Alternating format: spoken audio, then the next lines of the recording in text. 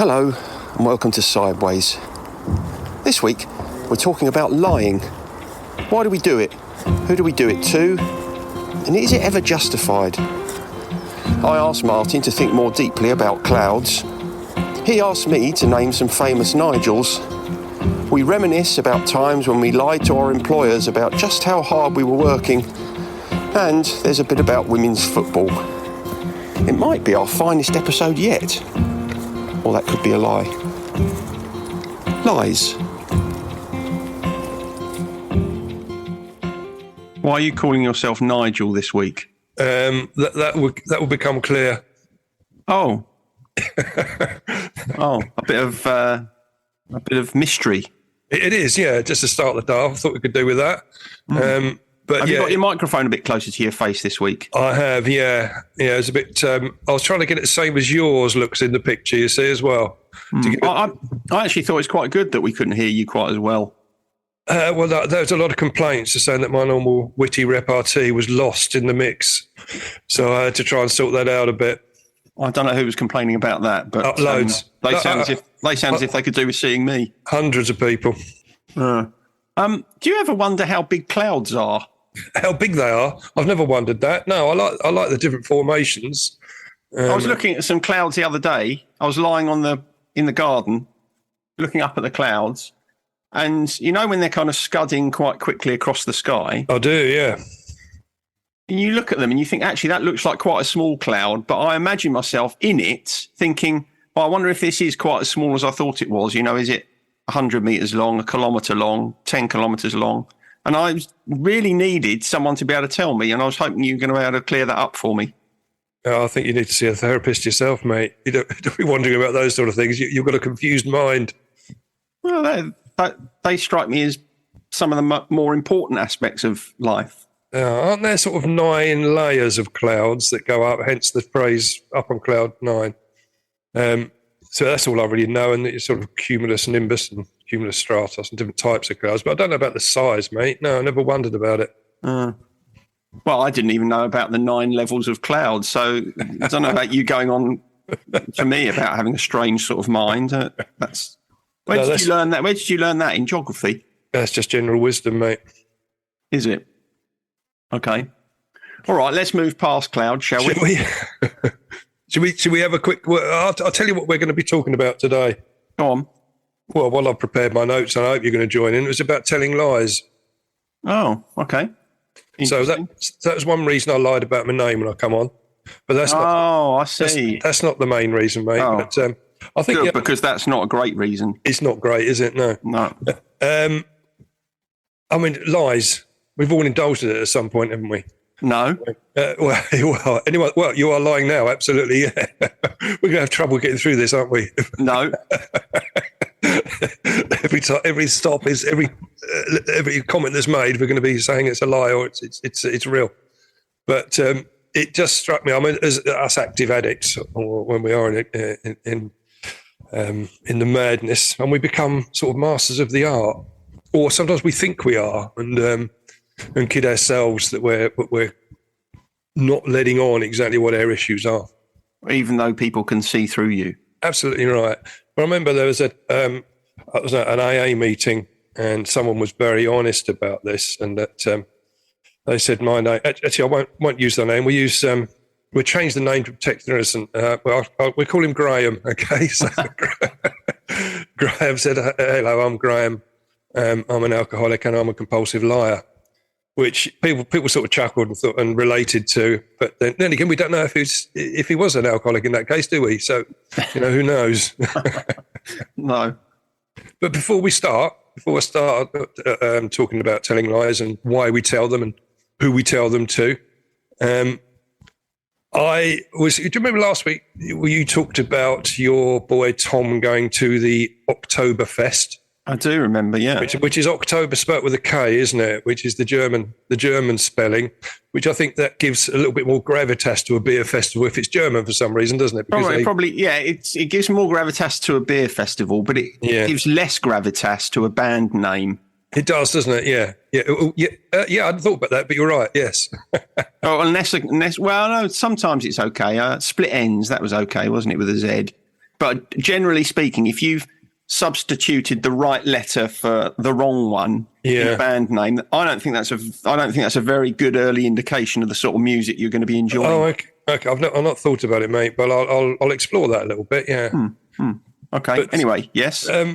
Well, yeah, this fest. I came across a different kind of fest recently when I was doing a bit of research. Right. It was a Nige fest held in a pub in Worcestershire. Okay. It was organised by the landlord called Nigel, funnily enough. Right. And he was concerned because there's no new Nigels in the birth records in the UK between 2016 to 2020. So he's concerned the name Nigel was becoming extinct. Wow. So I've nodded my head in that direction by calling myself Nigel for the day. Are you? Do you think you'd be prepared to go a stage further and change it by deed poll? I'm not going to do that, mate. No, I'm not that worried about it. I just thought I'd just do my bit, as it were. It's interesting because I wouldn't be surprised if there weren't that many Martins in the birth register in that same period. I don't know about Graham's. No. I probably can't look at that objectively. No, it's. I didn't do any further research into other names, but apparently 372 Nigels turned up, which all had to bring their own ID to get in. But it didn't break the world record of Nigels in one place because it was held in the same place just pre-COVID when there was 432. They didn't quite beat the Guinness Book of Records for the amount of Nigels in one place. But it sounds like quite a regular event that he holds there now. Then. I think he does. I mean, basically he was raising money for charity, and they raised on that particular fest about $3,000 for British Heart Foundation. So that's fair enough, isn't it? It is. So you can only go if your name's Nigel. Absolutely right. Yeah. Yeah, you have to take your ID, etc. I mean, I don't know. See, Nigel has died out. I mean, I think we both knew quite a few Nigels at school and in our younger days, didn't we? I can think of a handful of Nigels that I've known over the years, but certainly don't know any young Nigels. No, perhaps Farage has made it a bit unpopular. Yeah, I hadn't thought. It's funny enough, when I was thinking about Nigels, I wasn't thinking about him. So, what about famous Nigels then? I've got 1, 2, 3, 4, 5, 6. I've got 8 Nigels on my list here. Obviously, I've pre-prepared these. So, okay. So Nigel Mansell. He's the first one on there. Yeah. Nigel Havers. Nigel Havers is on there. Yeah, you got 2 out of the 7 so far, mate. Nigel. Now I've got to the point now with Nigels where when you write a word down and the more you look at it, the more wrong it looks. Yeah. I'm just hearing the oddness of the word Nigel in my head now, which is kind of stopping me from going any further. Farage presumably got on there. Yeah, I have, but he was. I'll just put you out in misery. There's a couple of football ones. There's Nigel Clough. Nigel Clough, yeah. Nigel Winterburn. Yeah. And Nigel Kennedy. Remember him, the violin? Violinist. And Nigel Planer. Nigel Planer from the Young Ones. The Young Ones. And Nigel Ben. Boom, Boom Ben. Nigel Ben, yeah. Yeah, so he's in there. They were the Nigels that I could think of. I can't think of any other Nigels. But as I say, I've got a block with Nigels now. Yeah, you don't have to think about it anymore. I'll change my name before we record again. So we've done the Nigel thing then, haven't we? I'm just going to write Nigel down just in case one comes to me as we're recording. You never know. Nigel Downs. Nigel Underdown I knew at school. Nigel Marshall I knew at school. Nigel Alcombe. Yeah. We shouldn't really be name checking people. No, and I don't imagine this would be terribly entertaining for our listeners. No, it won't be, will it? No. Anyway, listeners, if you know any Nigels, have a little think about them now. Spare them a thought. Cheer yourself up, yeah. And if you can think of any famous Nigels that we've missed out, don't bother writing in and telling us. No. So anyway, why do we lie? Are you asking me? Well, I understand from an addict's point of view because we lie about. Obviously, when we're in the mad, we lie about the amount we drink because we don't want people to know the depth of our problem.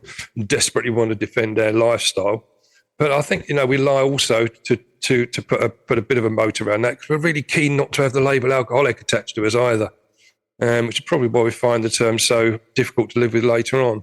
Do you think lying is synonymous with alcoholism or addiction? No.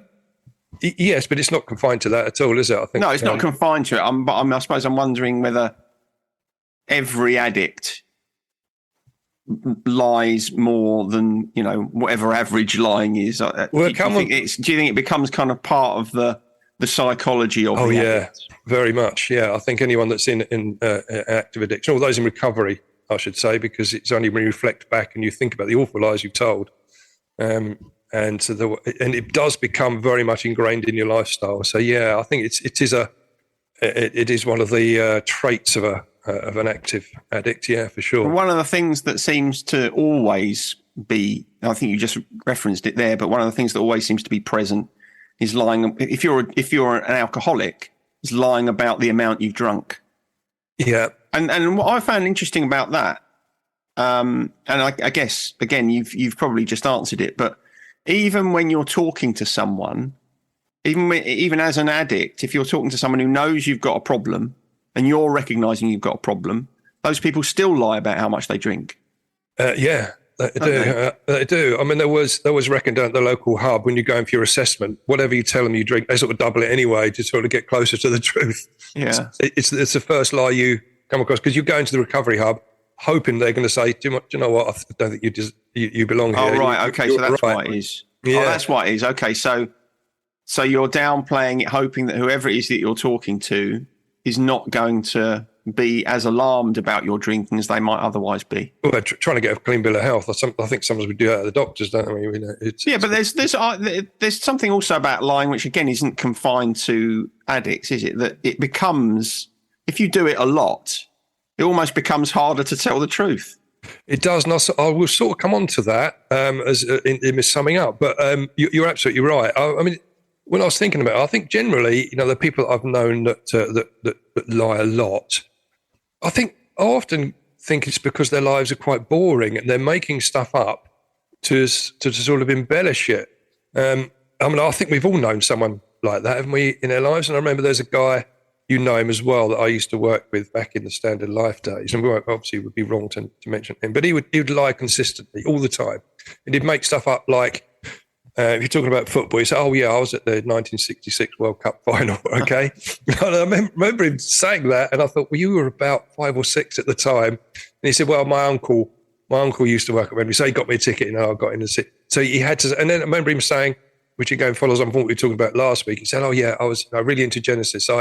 One year I took a year out, I just followed them across Europe," and everyone knew that wasn't the case, but he would say, and I'm not sure if he believed it himself. I'm sure he couldn't have done, but it just showed him up as being of someone you really couldn't trust much of what he said. Yeah, that's the thing, though, isn't it? Because if you are embellishing your life story to that extent, then it becomes harder to stop lying, because you kind of built this facade around you about who you are. Yeah, that you've then got to climb away from and accept that actually although in terms of excitement, I wouldn't have felt that following Genesis around the world was particularly exciting. Well, if he's trying to impress... that is something I would lie about, actually. If you had gone, no, it wasn't me. Yeah. I saw you following Genesis around the world. No. That was my brother. That was my twin brother. There's a quote I came across that said that if lying was a job, I know some people who would be billionaires. And I think that's probably right, isn't it? We all come across people that are going back to the pub days. Someone would walk in and you'd know the minute they opened their mouth, it's going to be a lot of old shit coming out. Yeah, I was just thinking as you were talking there about kind of the reasons that we lie. I'm just trying to think what the things that kind of spring to mind, and maybe you're going to talk about some of these. But I am. That's the next bit I was going to come on to. Really, right. I don't want to steal your thunder. No, well, I said, I'm welcoming your input, but the research I did, the first thing I did was to Google, why do people lie? And it's quite a tricky one, but I did come across a study from the University of Wisconsin, which I thought was quite good. Right. And there's obviously for a variety of reasons, but they put them in percentage order. So this all adds up to 100%. It always adds up to 100%. But it's interesting. Yeah. The biggest one really, which was still only 21% of the amount of lies told, 25% are to avoid others, which I think we've probably all done. To avoid others? Yeah, to say, I can't come out tonight because of this, or okay. You see what I mean? Oh, okay. Oh, that's interesting, because we've spoken about that recently, haven't we? I remember it wasn't so long ago. You asked me if I wanted to come to the football, and I said no. I think I just said no, I don't want to come, or whatever it was, and we had a conversation about how. Actually, in some respects, it's quite refreshing when someone just tells you straight. Yeah, it is. It is. I wasn't looking for an excuse there. It's just that if you're coming, you're coming. If you're not, and I think we talked about no being a complete sentence, and it's quite tough to pull off with people you don't know. Because I know you so well. If you just said no, that would be good enough. Yeah, you wouldn't need to expand. But I think most of the time that we do with anyone, we expand, don't we? We that's put that's about an absence of assertiveness, isn't it? That's about a lack of assertiveness. I don't know if we've done assertiveness. It's on my list. Oh. So that is about a lack of assertiveness, isn't it? When you feel that you have to lie because to tell the truth would in some way either upset the other person or put you in some jeopardy, possibly because you've upset the other person. So, it's like if your friend asks you to do something, sometimes you can feel compelled to say yes because you think, well, if I say no, then I'm going to damage the friendship. Without thinking that lying actually is quite damaging to a friendship. That's the thing, isn't it? It is, but you try and hope that lie will never be caught out, it'll never be found out, but it does tend to catch up with you, doesn't it? It is interesting, though, that they found that the top finding was that we lie to avoid other people. I find that fascinating. It is quite fascinating. Now, I can't for one moment say this is a comprehensive study and this is the definitive answer. No. But it's quite difficult to find any studies. And I'd imagine that when people are filling it in, they probably lie on the form anyway. So. Yeah.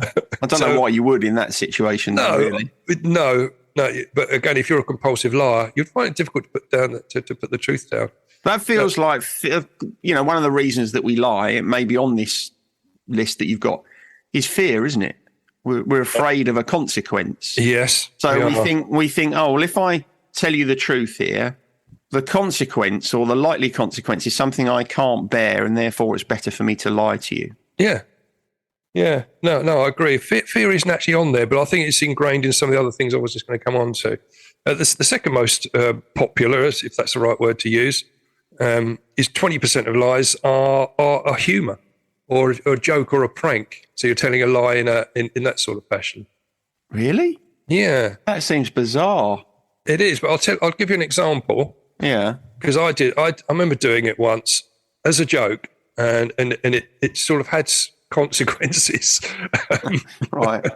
Do you remember the time when it was just brought in to reduce the amount of single-use plastics? The supermarkets were bringing in a 5p charge for their bags, for those plastic bags. Mm-hmm. It was all new. And I remember saying to this girl I was seeing at the time, as a joke, I said, oh, yeah, I heard the other day that someone went into Sainsbury's and they got fined for using a Tesco's bag, just as a joke. Okay. And she said, no, that's outrageous. So we moved on in a conversation. And it wasn't until a couple of weeks later she told me that she told her mum, who had emailed Sainsbury's to complain. And I said, do you realise that was a joke? And he said, oh, my God, no. I wasn't quite sure, but my mum took it on board. And, she got quite a curt reply back saying that none of the stores would dare impose such a fine. Everyone's free to use their own bags. But that was a lie I told in humour as a joke, and it went wrong. Yeah, you ended up shaming your girlfriend's mother. I did, yeah. I didn't like her anyway, so that's fair enough. That's another story. It is, yeah.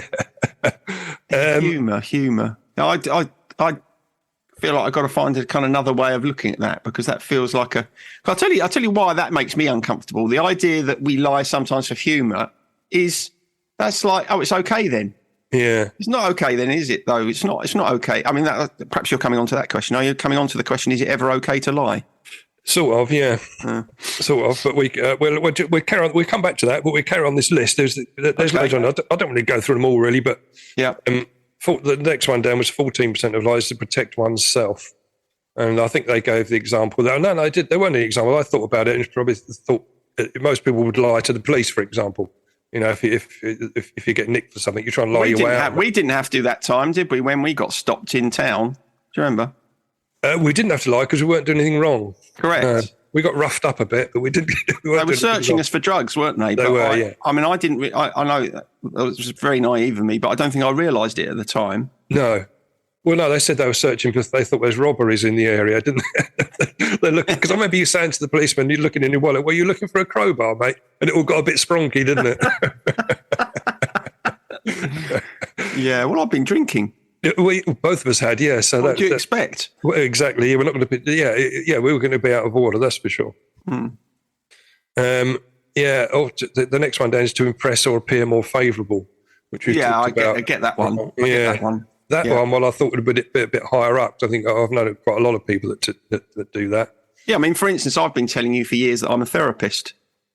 Exactly. Yeah. No, I've got no evidence to no, either. Well, you don't know that I am, do you? I've got no evidence to back it up or to deny it. So I've just let it go. I mean, I could be sitting at home all day, every day, watching daytime television in my underpants and playing video games. You could be. Or watching Homes Under the Hammer.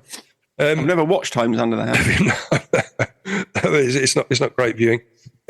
So yes, where did I get to? Yeah, to appear more favourable, to protect another person. So you might lie to save the face or the skin of your girlfriend or whatever, or your partner or children probably. Probably we would, wouldn't we? We would, and or the next one was for personal benefit or gain, and I've jotted down there, on our CVs. I think we all lie on our CV. Benefit fraud. Benefit fraud. I haven't ever done that, but I suppose I suspect. Not suppose. That's not really a word, is it? I suspect a lot of people have done that. But what struck me when I was going through this, I thought, Christ, there's a lot of reasons we do lie. And each one of them, I thought, yeah, I've probably had a bit of that in the past.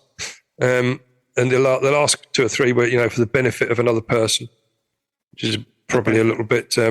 That's similar to the last one, isn't it? Or to protect another person. Yeah, very similar. So I've written some things down that I thought maybe they're kind of included in this, but shame is one of the reasons we lie, isn't it? You're going back to the addict, that's one of the reasons we do that. Yeah, so we lie because we feel ashamed of the truth. Yeah. How much are you drinking? 2 bottles of vodka a day. That's probably harder to say to someone than I have the odd snifter, isn't it? It is, which is why it's such a relief when you do eventually say it in a group where other people say, yeah, it's about right. Yeah, I'm doing that as well. Fear, we've talked about that one. Saving face, we've kind of talked about that one, haven't we? I think one of the reasons we lie also is when we're kind of inadvertently or maybe kind of consciously taking responsibility for other people's emotions, which is part of that. You get asked by a friend if you want to do something, and you say, "Oh, I can't," rather than "No, I don't fancy it." And really, what you're doing there is you're taking responsibility for the other person's emotion. You're saying, "Well, if I protect you from the truth, then it will be better for you." And we do that all the time, and it's a really destructive thing to do. It's much better just to tell someone the truth and give them responsibility for how they feel about that, and give them the opportunity maybe to tell you, "Well, I don't feel very happy about that, or I feel a bit hurt," or whatever it is. But of course, that does take quite a lot of emotional courage. But I definitely think that's one of the reasons that we lie. I think you've just illustrated that you are indeed a therapist. Yeah, maybe. Or I just read a lot about it. Excitement, you've already said. Attention, you've already said. And I think the one that is, I think, missing from that list is for sympathy.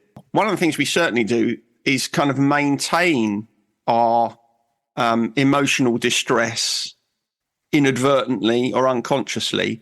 But sometimes we can even kind of lie about it because there's a fear that if we aren't sick or unhappy or whatever it is, that people will stop noticing us.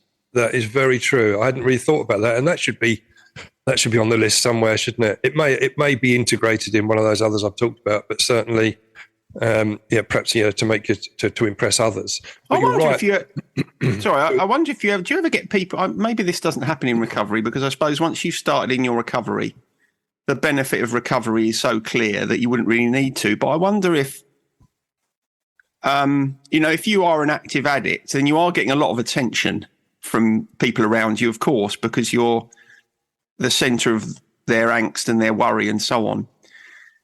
And when you start to get sober or clean or whatever it is, I wonder if sometimes there is that kind of, oh, hang on, there's almost a kind of negative consequence to being whatever normal is, because now people expect me to be able to do all the things that everyone else can do, and I'm not sure I really want to live up to that expectation. I wonder if sometimes there can be the temptation to lie, oh, I'm wobbling a bit, I'm having a bit of trouble at the moment, to kind of get a bit more attention, That does happen. That's happened in the past. I can put my finger on a number of cases where people would perhaps do that. And I also remember someone came to groups, it turned out wasn't an addict after all. So he was lying about being an addict, which is a little bit weird. Wow. Yeah. What's that about? Well, they were doing a some sort of study at college. Oh, that's terrible thing to do. And then they lied. We found out about it later on, but yeah, they lied that they actually had addiction problems. And their story fell apart quite quickly. I bet it did, Yeah. under the scrutiny of fellow addicts. Yeah, exactly. Yeah. So they sort of disappeared and we didn't see them again, thankfully. But that was quite an interesting concept. I sort of respected their bravery, but didn't Well, like that's lying for personal gain, isn't it? It is, isn't it? Yeah. The last one, really, which was, 5%, was lying for no specific reason or for no reason at all. Some people do that, don't they? Certainly the compulsive liar will lie when they don't need to lie, and will lie when the truth is perhaps better. I wonder if that comes back to what we were saying before about how if you kind of get into a rhythm of lying about stuff, Yeah. it's almost easier for a lie to come out of your mouth than it is for you to tell the truth. Yeah. It's like you kind of create this sense of, it's almost as if you're kind of creating a world in which you want to live rather than the one in which you actually do live. Yeah. So it becomes harder to tell the truth than it does to lie. It does. And again, when I was thinking about this, I know that, and I've done it in the past where I've told a lie to someone to test whether they are going to be able to keep a secret. Yeah, to test trust. Yeah. That's another reason that we lie. Definitely. It wasn't on the list, but I thought when I was looking at it, I thought, yeah, I've done that. I've told people something just to see if it was going to get repeated on and get back to me. And the bigger the lie, the more difficult it is for them to keep that to themselves.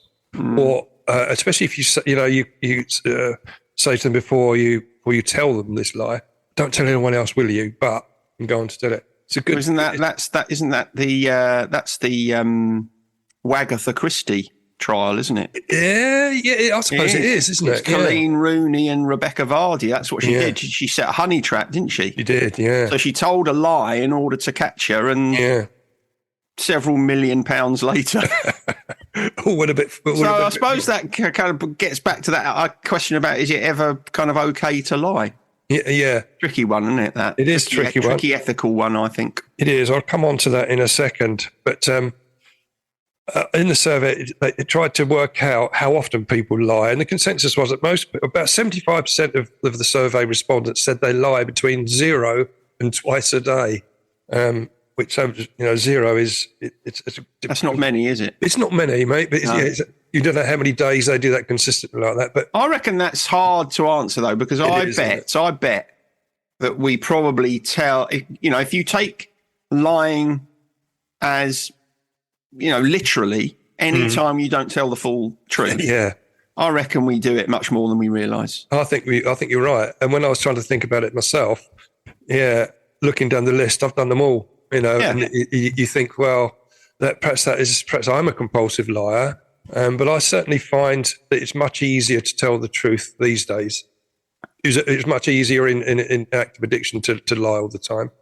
But when you start to sober up and get a conscience and get a bit of humility, then the truth becomes a much more empowering emotion. Yeah, it's much more comfortable, isn't it? It is. I think we again, if you take it literally, even if someone says to you, I don't know, what do you want for dinner? And you think, well, I know what I want, but I'm not sure you'll want it. Yeah. You say, I don't mind. That's a lie. It is a lie, yeah. What do you want to watch on the do you mind if we watch the football? No, that's all right. When you do mind, it's a lie. So I think there are gradients of lies, aren't there? There are some lies that are more harmful than others. I'm not sure I necessarily agree with the white lie, black lie thing. Well, I'll come on to that in just a second, because there is just a little bit on that. But the next part of the survey was who do people lie to? Okay, and the biggest, over half of it was to friends. That kind of makes sense, though, doesn't it? Because they're the people you talk to the most. It is. And the next one down, 21% was to family. And then after that, it was schools or business colleagues. I suspect we've all probably just rung in, haven't we, with the putting on the voice. Hello. I was just thinking about work. I'm kind of thinking back to, we've both worked in a sales environment in the past. Yeah. And that's full of lies, isn't it? Have you got anything in the pipeline at the moment? Oh, yeah, I've got this on and I've got that on and I've got something else. It's like, that's pure fabrication a lot of the time. It is. And you when you're out on the road, you can get up to all sorts, can't you? You've got your own time to do stuff which isn't work related. So you're probably lying to the bosses. Yeah, you're always ticking the boxes saying something cool. There's quite a trend of lying really these days with a lot of working from home, which is called quiet quitting. Have you heard of that? No. Quiet quitting is when people who work remotely do the kind of bare minimum and log off early when they know they're not going to be found out. Okay. So that's lying as well, isn't it? We'd probably be doing that if we were still working corporately, wouldn't we? I think we used to do that because we used to go to the pub at lunchtime, didn't we? And we did. Spend a couple of hours in there, which is not really. No, exactly. Or go around to yours and play sensible soccer. Exactly. Yeah. In fact, it was more fun than work, wasn't it? Much more fun than work. Yeah. Well, I know someone that during lockdown, he was a computer programmer guy, and he wrote this own little program which moved his mouse about, and it looked like he was doing work right when he was off. He'd go off to the gym and everything, and it looked like he was working around on his computer. But needs must, I suppose. But I think the irony of that was that we spoke to him about it. He's not doing it anymore. He didn't get caught, but he got promoted on the back of the work he was doing during COVID, which was bizarre. He was hoisted by his own petard, wasn't he? Yeah, he was. Well, he got promoted, got a pay rise and everything, but he had to do work at that point, yeah. He'd probably make quite a lot of money out of selling that little bit of software. Yes. Yeah, he did. He kept it very much close to his chest, that one. But that's about, what types of lies do people tell the most? Just coming on to what you're talking about, these little lies, because they said that most of the lies we tell, around about 90%, are the little lies or little white lies, as you call them, or don't like that, which are things like saying, I think you've sort of touched on it, like if you get a gift that you don't really like and you say, oh, that's lovely, thank you very much. And then it characterised the rest of them are quite big lies that we'd tell.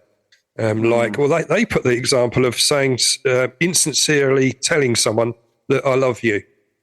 Oh, yeah. Yeah. Which is, it's just quite a big, isn't it? But there's also, there's big ones that are going back to, with the police, for example, you could tell some quite whoppers to try and keep your side of the street clean on that. I wonder where on that spectrum, I've often had this conversation with people where we all kind of need at least one honest friend, don't we?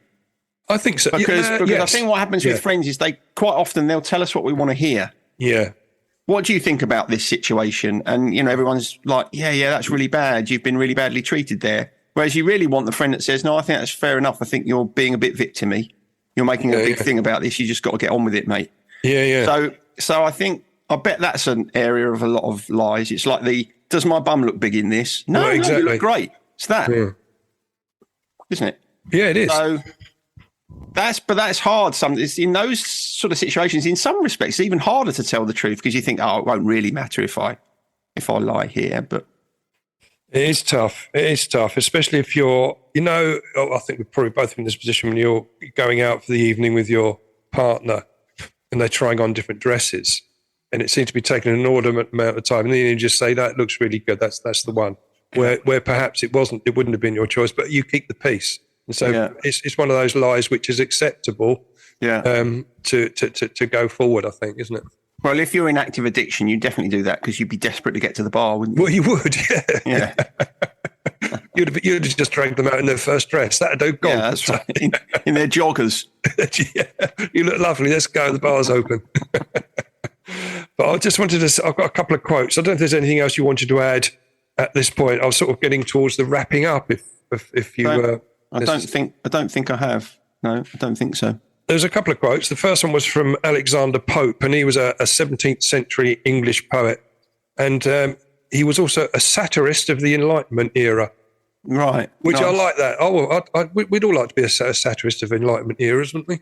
Well, given the chance, yeah. You never know. You might come back as a satirist of the Enlightenment era.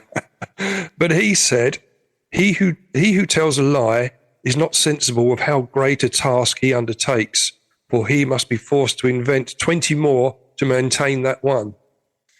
which is right, isn't it? So long ago as the late 1600s, we knew, you tell a lie, you're going to have to tell a load more often to back that up. To protect it. Yeah. Exactly. And the other one was to remember, if you tell the truth, you don't have to remember anything, which is quite nice as well, isn't it? Yeah, a salutary lesson for all the youngsters out there. Because they're quite good at telling lies. I bet you and your brothers told a lot of lies when you were kids. All the time, just to get each other into trouble. A lot of the time, purposely. But that's about it, really, mate. That's about it. Good. Excellent. I wanted to go on to the gratitude list, really. Okay. You want me to go first? Yeah, go on. I think I went first last week. So, yeah, you go. You have a crack at this one. You did.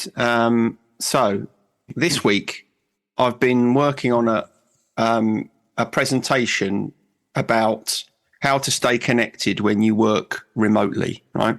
Okay. Oh, yes, I read your blog regarding some of that, yes. Yeah, and so one of the things that I hadn't really thought about but came up in terms of one of the reasons quite often we feel disconnected working remotely is having an inappropriate workspace. If you think about it, I'd never thought about it, but it makes sense. If you've not really got anywhere to sit and work, or there are other people in the house, or you share your house with people, or whatever it might be.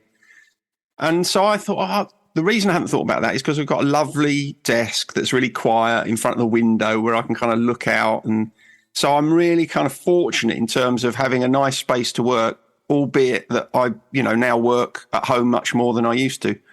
So I feel really grateful for that, because I'm sure that if that was a stress and a strain and I didn't really have anywhere to work consistently, it would make a big negative difference to me. You're right. I mean, you heard some horror stories during COVID of people sitting on the edge of their bed, didn't you? Doing with a laptop on their lap, just doing and working from there, or on the kitchen. I suppose the kitchen table's not quite so bad, but it's still not totally the right environment, is it? Well, I found, I unfortunately, when I was doing that research, I kind of fell into a bit of a rabbit hole, started looking for examples of inappropriate workspaces. And the two favourite pictures, which I put in my presentation, the two favourite pictures I found were one, someone working with their laptop on an ironing board. And the other one was on a kind of child's desk just above a little toy piano, which I thought was, when you get a little bit fed up with doing your work, you can have a little go on the toy piano. Maybe little tinkle. Yeah, a little tinkle. But I just imagined having to work in either of those spaces, and I thought, no, I wouldn't be able to do that. So I feel pretty grateful for that. Well, on my gratitude list, and I know we don't talk about football, but we're going to. We're going to. I'm grateful for the increasing profile of women's football. I think that's probably the acceptable face of football on this podcast. It is. I watched the England versus the USA game on the television the other night, and after watching the Euros during the summer, which was fabulous. And in fact, I'm going to go to my first WSL game soon. Really? Yeah, I am. I've always got my. Good for you. Yeah, well, my cousin, her partner had a couple of tickets, and my cousin didn't want to go. Right. So I'm going off to watch Arsenal women against Man United women at the Emirates. Very nice. Yeah, which is I'm looking forward to it. I haven't been to the Emirates, so it's supposed to be a lovely stadium, so I'm looking forward to that. So that'll be good. So I'm grateful for that. But do you know what? It's £12 ticket to get in. It's a bit different from the 60 or whatever it is. Yeah. Yeah. So that's it, really. But I just wanted to come on to daysoftheyear.com. Hang on, before you do that. Yeah. Oh, go on. You've got something else to crack on with, Amy. Nigel Lawson. Did I not say him? Well, I didn't say him, so you didn't tell me whether he was on your list. He was on the list, but I think you're right. I think I missed him. Right. But yeah. And I have Nigella Lawson. Yeah. I don't know. She wouldn't have been able to get in on the day. Well, that's about unfair. Sexist. Really. Yeah. All right. Okay. Days of the year. There's a load on there, but there's one that caught my eye, which was the International Beer and Pizza Day. You can imagine how I felt about that. Pizza Day. You can imagine how I felt about that. I mean, it's not only is it. That's poor quality fare anyway, isn't it? It's a bad diet. Well, it depends if you make it yourself. Yeah, well, you will make your own beer, I suppose, as well. Yeah. Well, I don't know about that, but certainly make your own pizza. I thought that's probably just about everything that's wrong with the cuisine and we've got an obesity problem, but and promoting it in such a positive fashion. Everyone likes a warm, foaming, ale beer and a pizza. And it was very flowery. It was only a couple of weeks ago that it was National Beer Lovers Day. I know, it's crazy. I was thinking to myself, well, they might as well have a crack and chips day. You know what I mean? One like that, or have one of heroin and halloumi day. You know, go the full hog. Oh dear, I can't stand halloumi. I'm not that keen on heroin. I reckon crack and chips could take off. I won't be indulging myself, but yeah, it did make me laugh. Well, I was a little bit concerned, but I tried to see the funny side of it. Oh, that would be fantastic if Crack and Chips turns up on daysoftheyear.com. And that's it, really. But I did come across another website called This Day in Music, which I quite liked as well. Right. Because today, being the 9th of October, is John Lennon's birthday. Oh. Bit of a hero of mine, so I'm happy with that. So I might put this in as a feature as well. This Day in Music, I think. I've heard of him. You've heard of John Lennon? He wouldn't have got into Nige Fest, though, would he? No, he wouldn't have. But that'd have turned him out the door, even if he was the hired band for the night. Funnily enough, I can't think of any famous musical Nigels apart from Kennedy. I'm thinking of kind of rock bands and pop. I can't think of any. Can you? No, a lot of people use pseudonyms anyway, and I suspect they wouldn't use the name Nigel, would they? Oh, I don't know. Why not? Because for the very reason that we said right at the start of this, it's becoming extinct. It's not a popular name. Well, no, maybe between 2016 and 2020 or whatever it was, but back in when we were born in the 60s, there were plenty of Nigels around, and I mean, maybe there's some reason why Nigels haven't risen to prominence in the pop music world. Well, perhaps it was killed off by XTC when they were only making plans for Nigel. Mm. Yeah, see, and that was used then in quite a derogatory term. Do you think XTC would have got into Nige Fest on the basis of writing that song?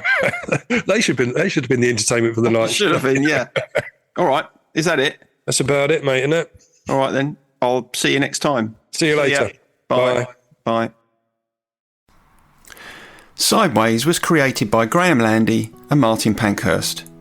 If you want to read more about our work or sort through the extensive archive of past episodes, just visit grahamlandywellbeing.co.uk/sideways-podcast. You can follow us on Twitter or Facebook or Instagram at Sideways Podcast, and you can email us if you have a question or if there's something you'd like us to cover.